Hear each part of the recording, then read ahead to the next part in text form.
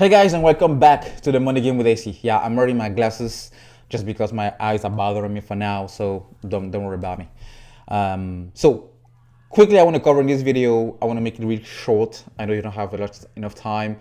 So first of all, how will the capital gains tax rate will affect the markets? What is the likelihood of this proposal? I really want to emphasize on the proposal piece of it.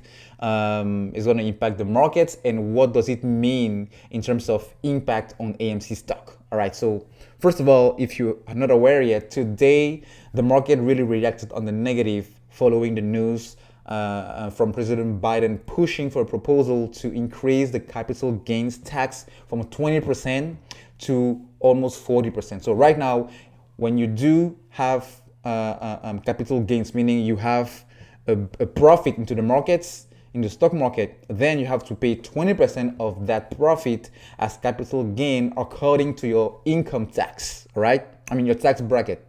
I mean, your income bracket. Man, I can't speak tonight. Your income bracket. So it's not the same for exactly anyone. Now, he's proposing to push that up to 39.6% to be exact. But for people earning $1 million a year minimum. All right, so I know 1 million may sound a lot of money to us, but for some people it's not that much, especially if you think about people who make that kind of money are almost concentrated into cities like New York or California.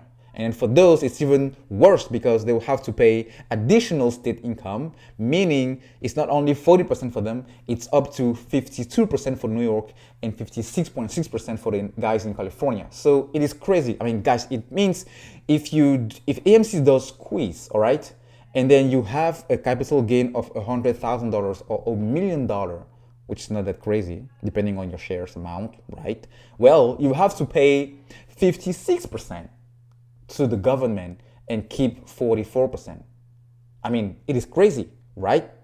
Because we are in the United States, man. Not in France, not in Russia, not in China.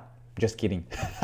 Yeah, but it's totally unthinkable. So I think the likelihood of this proposal, because at this point it's really the president proposing, and then it has to go through the Senate, the Senate and the House, and then both has to come to an agreement, and then it becomes law. So I think it's just a number and a tactic to start a negotiation, because they will have a higher number, and then they will start negotiating. The Senate will push back, because all those senators and people working, in DC and Washington, they also profit on the systems, So Nancy Pelosi, for example, she was part of the Wall Street bets. I think it was in Palantir, maybe Tesla. I don't remember exactly which stock, but they do sometimes. That's my opinion, guys. Take benefit or profit into what we call insider trading or tips in order to also make a lot of money into the stock market. So it's also something that will harm them. So I don't think there will be that much crazy, because if that law was to pass, it's going to be disastrous for the entire market. When capital gains or tax rates increase, it means more money for the government and less money for your pockets, but it's the money you work hard for, and then you invested in, you made research in order to find the best stocks, and then your strategy worked, and now you have to give more than half to the government. It doesn't make sense. This is the United States, baby. Okay, so I think it's really a tactic for the Democrats in order to push a high number, and then when negotiations start, they will just kind of meet in the middle, and then maybe it will be reduced to maybe 25%, maybe 21%. So on the short term, it may have a negative impact, and put an additional down setting pressure, just because people will not likely keep money into the stock market. They'd rather sit on cash or put it in real estate or something else. So yeah, the last thing we want now, guys, is an additional selling pressure to give that caution to the hedges. We want an additional buying pressure, okay, to really squeeze them out and take victory. So that's how it may affect AMC stock on the short term.